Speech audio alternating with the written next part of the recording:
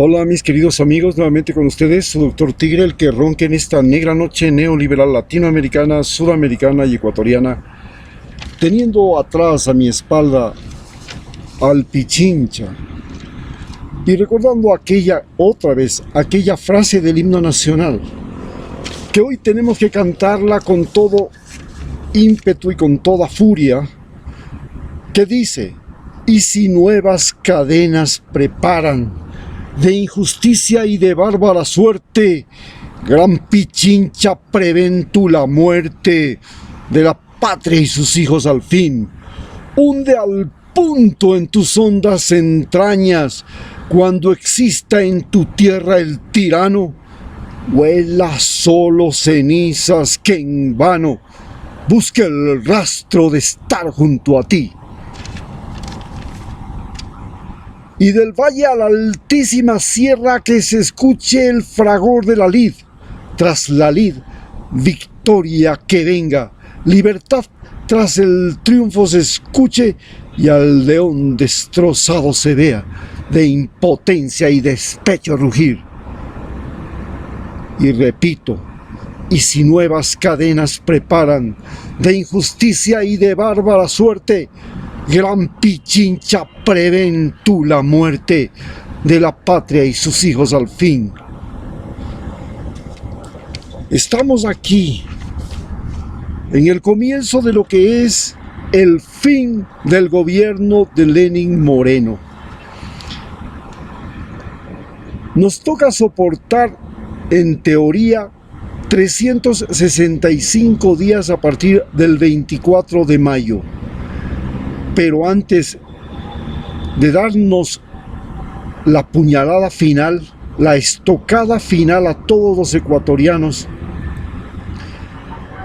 en un gobierno que se ha repartido las embajadas, comenzando por sus hijas y terminando en todos los viejos políticos a los que les ha dado por cuota política el 20% de las embajadas del Ecuador en el extranjero,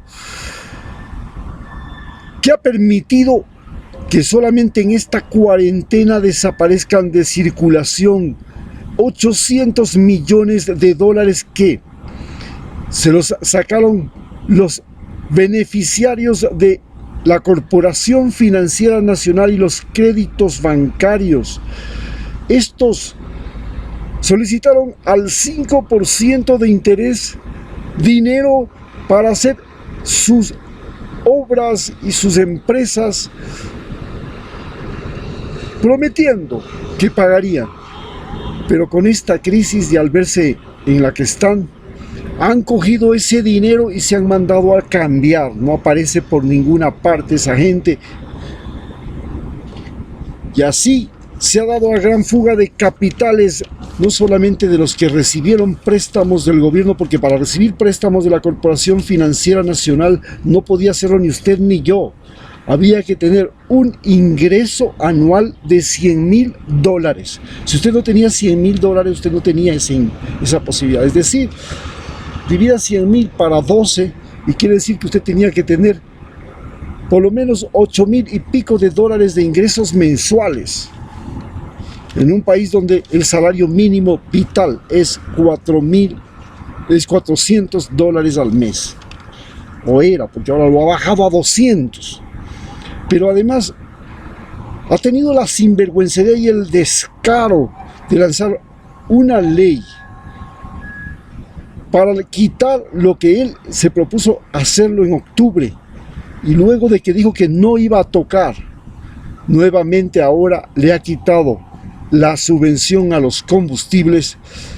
Y claro, se aprovecha de que la baja del petróleo le impide inclusive al Ecuador vender su petróleo, y el petróleo está a menos de $16 por barril, lo que le permite poner la gasolina a $1.80, menos de lo que estaba costando cuando estaba con el subsidio. Sin subsidio y sin nada, el diésel y la gasolina ahora están muy baratos. Aprovechando de eso, le quita el subsidio, pero el precio de la gasolina va a subir inmediatamente que termine la cuarentena. para el mes de junio y julio y para empezar el invierno, el precio de la gasolina va a subir posiblemente hasta a $100. ¿Y por qué va a subir el precio de los combustibles a $100? Porque Estados Unidos, que se convirtió en el gran neutralizador del precio de los combustibles y que necesitaba que la gasolina no baje de $50 para poder hacer rentable la extracción mediante el sistema de esquisto, hoy se enfrenta al gran problema de que la mayor parte de las empresas han quebrado y entonces el precio de los combustibles está a libre evolución del mercado en un momento en que aparentemente la demanda ha disminuido brutalmente por la cuarentena global, pero está a punto de despertar en una reacción rebote que puede llevar el precio a valores superiores a los $100. Y en ese día, los ecuatorianos ya no tendremos cómo seguir pagando los famosos 1.8. ¿Y eso cuándo va a suceder? Muy sencillo, eso va a suceder apenas empiece el invierno en los países, el otoño y el invierno en los países desarrollados. Tenemos entonces ahora que se han destruido empresas como Ferrocarriles del Estado, 60.000 profesores no tienen pago, los asambleístas están llenos sus bolsillos con billete, se ha facilitado obras y la protesta porque la gente está desesperada, no tiene ingresos, no tiene la resurrección que le están dando en Estados Unidos. Estados Unidos ha destinado $2.000 billones para recuperar la capacidad de compra de su gente y activar la economía. Ecuador ha reducido la capacidad de compra de la gente y al reducir la capacidad de compra de la gente, los campesinos ya no pueden vender, los constructores ya no pueden construir, los fabricantes tampoco tienen a quién vender. Aparentemente los únicos beneficiarios son los exportadores que pueden pagar menos salarios a los trabajadores de las floricultoras y de las bananeras. En estas condiciones, nosotros los ecuatorianos nos enfrentamos al momento más crítico de la historia, como lo señala la prensa internacional. Ecuador está en default ya. 3 veces seguidas no ha podido cumplir con los pagos al Fondo Monetario, a las acciones, a los bonos que él emitió, a los bonos con los que dijo que se iba a financiar el gobierno, y los vendió a precio carísimo, pagando intereses 3 veces más altos que los que paga Colombia y los que paga Perú por sus bonos. Hoy no puede pagar los bonos que vendió, lo que le corresponde a los intereses de esos bonos que están sobre el 15%, y eso se llama default. En esta condición se encuentran en 3 países en el mundo. Argentina, que ya declaró que no va a pagar la deuda externa, pero que ahora se encuentra en default, y Ecuador, Líbano. Los 3 países están en la peor situación, no del Ecuador, no de América Latina. Estamos hablando de la peor situación del mundo. Ecuador sin una reserva monetaria, sin una moneda propia, con un pésimo gobierno, con una mala credibilidad, con medidas económicas que reducen la capacidad de compra y por tanto de venta de la población, ha caído en un hueco sin salida. Ante esta situación, todos los ecuatorianos tenemos que reaccionar, pues. ¿Cómo podemos reaccionar? Evidentemente, la primera cosa es la protesta, porque para eso somos buenos, y especialmente la gente de Quito y los indígenas. Hemos tumbado muchos gobiernos y tenemos que repetir, tenemos que volver a tumbar al peor gobierno de los últimos 100 años. Este peor gobierno de los últimos años, ¿cómo lo podemos tumbar? tenemos que hacer las protestas, las marchas, porque usted no puede llegar a su casa para decir, no hice nada por el pan nuestro de cada día. Tiene que salir a la calle. Lo último que le queda del bocadito de comida del desayuno, tiene que ir a quemarlo ahí, en la protesta. Pero para que la protesta sea más efectiva, los campesinos tienen que cerrar las vías de abastecimiento, y aunque nosotros significa eso, el peor momento, porque no tenemos plata, pero tampoco vamos a tener abastecimiento, la gente va a reaccionar. Y vamos a mover la conciencia. Cada uno de los ecuatorianos tiene que ir a su casa y llamarle a su familiar que está en el ejército y que está en la policía y decirle, hermano, nos han metido una ley tan tramposa y de la misma forma engañosa como nos quitaron al presidente Jorge Glass, como nos quitaron al presidente del Consejo Interino de Participación Ciudadana, que ganó las elecciones pasadas y que dijo que no iba a permitir que la Corte fuera un botín político, que las Cortes, que nos engañaron con unas Cortes que no le piden cuentas a Lenín Moreno, pero están como sabuesos detrás de todos los enemigos de Lenín Moreno. Eso no puede ser. Tenemos que desconocer al gobierno de Lenín Moreno, pero además se hace obligatorio la liberación de Jorge Glass y la eliminación de todos los procesos y trampas y maniobras que se hicieron para impedir que Rafael Correa y sus más cercanos colaboradores puedan seguir siendo víctimas de persecución, porque nosotros ahora somos víctimas del COVID y víctimas de las nuevas medidas económicas. Nos han traicionado, nos traicionó el día que salió electo. Ese día todos aprobamos un plan de gobierno que se hizo en el último periodo de Rafael Correa, hasta el último detalle.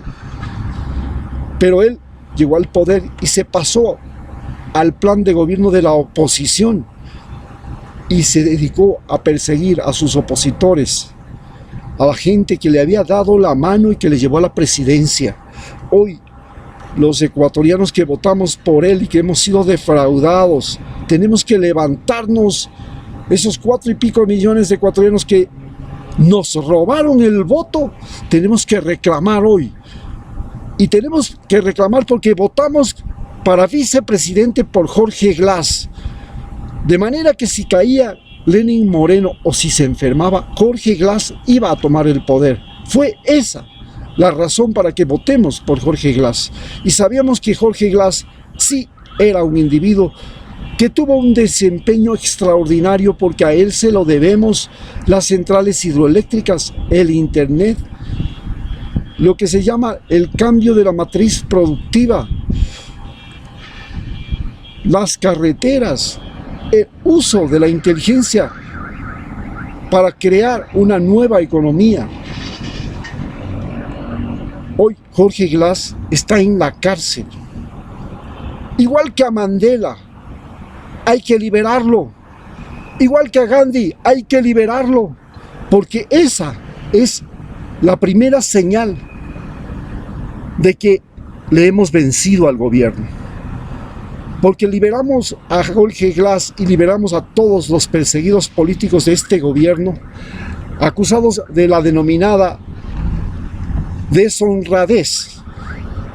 Pero ¿quién los acusa? Los que ahora, en cada contrato que hemos visto durante la crisis, el peor momento del país, han robado. Durante la crisis, el peor momento del país, han salido corriendo con dólares en mano. Un país que desde hace 3 años no tiene crecimiento, sino decrecimiento económico. Pero ellos han disfrutado de comodidades en embajadas, en ministerios, en botines políticos, en la corrupción para leyes, para destituir al vicepresidente. Ustedes se pueden imaginar cuánto dinero corrió para destituirle al vicepresidente y cómo fue el botín de los asambleístas? Tenemos entonces que reaccionar. La primera acción es la protesta, y en eso estamos a la vanguardia de América Latina. Nadie como nosotros hemos tumbado tantos gobiernos como hemos podido. Si no, recordemos Abdalá Bucaram, Yamil Maguad, Lucio Gutiérrez, y ahora le toca a Lenín Moreno. Le toca enfrentarnos a las Fuerzas Armadas ecuatorianas. Hoy las Fuerzas Armadas ecuatorianas tienen que mirar a la cara al pueblo ecuatoriano, ver a su familiar hambriento, ver al profesor de sus hijos mal pagado, ver al médico sin protecciones, ver el robo que pasa por delante de sus narices y decir: ¿hasta cuándo, padre Almeida? Se acabó. Tienen que darle la espalda y tienen que liberar a Jorge Glass, y se tiene que convocar de inmediato a una asamblea constituyente, eliminar todos los asambleístas, las cortes y todo. Se crea una asamblea constituyente y por lo menos la Corte Suprema, la Corte Constitucional, todas las cortes, las cúpulas, y una asamblea constituyente de inmediato. Y la misión de Jorge Glass es convocar a elecciones transparentes, pero sobre todo convocar para nombrar los asambleístas y representantes para hacer la nueva asamblea constituyente que eche abajo todas estas leyes de Moreno. Muchas gracias.